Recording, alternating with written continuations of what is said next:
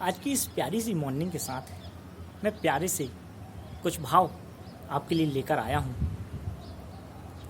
कि कोई हजारों शब्दों में किसी तस्वीर को बयां करता है तो कहीं कोई तस्वीर अपने आप में हजारों शब्दों को बयां करती है। कहीं किसी की आंखें ताजमहल में छिपे हुए हजारों संगमरमर को देख लेती हैं तो कहीं किसी की आंखें संगमरमर में छिपे हुए हजारों ताजमहलों को एक साथ देख लेती हैं। जी हाँ, किसी की आंखें इस जहां में बहुत खूबसूरत होती हैं और किसी की आंखें खूबसूरत लोगों पे आके रुक जाती हैं। मगर मैं बात उन लोगों की करता हूँ जिनकी आंखें इतनी खूबसूरत होती हैं कि वो जिस चीज़ पे रुक जाएं उसे ही खूबसूरत बना देती हैं।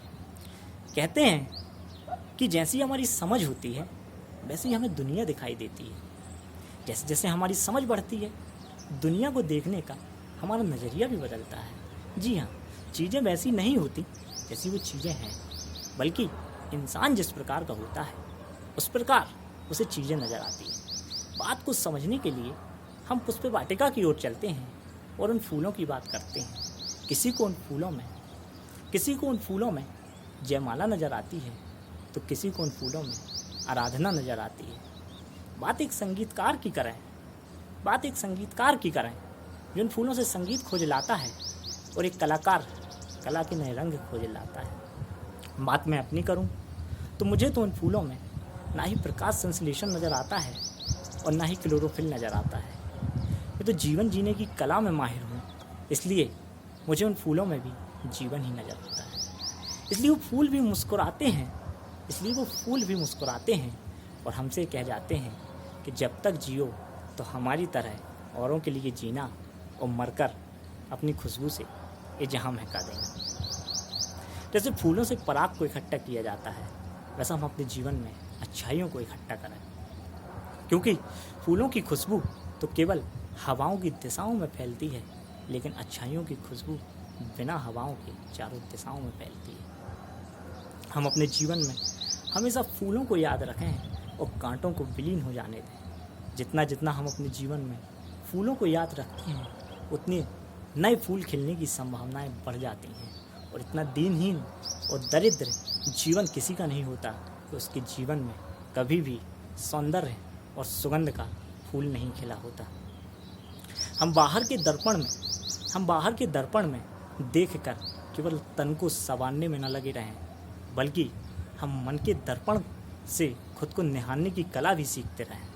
क्योंकि जितना स्थिर शांत और स्वच्छ जल आपके मन का होगा उतना ही खूबसूरत आपका प्रतिबिंब होगा।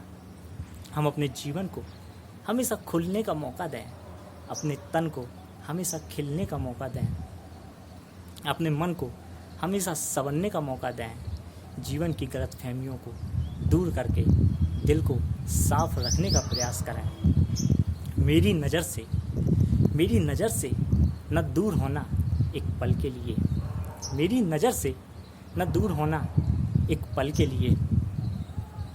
मेरा वजूद है जानम सिर्फ तेरे लिए।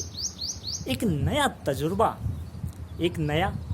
तजुर्बा हुआ है मुझे आज तुझसे मिलने के बाद। बचा के धड़कनें रख ली हैं मैंने कल फिर तुझसे मिलने के लिए। तेरा लाजवाब होना लाजिम है सनम मेरे लिए, क्योंकि कुदरत ने बनाया है तुझे सिर्फ मेरे लिए।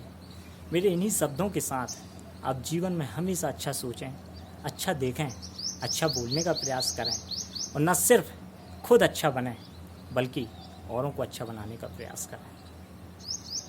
जो आपने मुझे इतना ध्यानपूर्वक सुना, अपनी चेतनाओं में मुझे स्थान दिया, उसके लिए आपका बहुत बहुत धन्यवाद।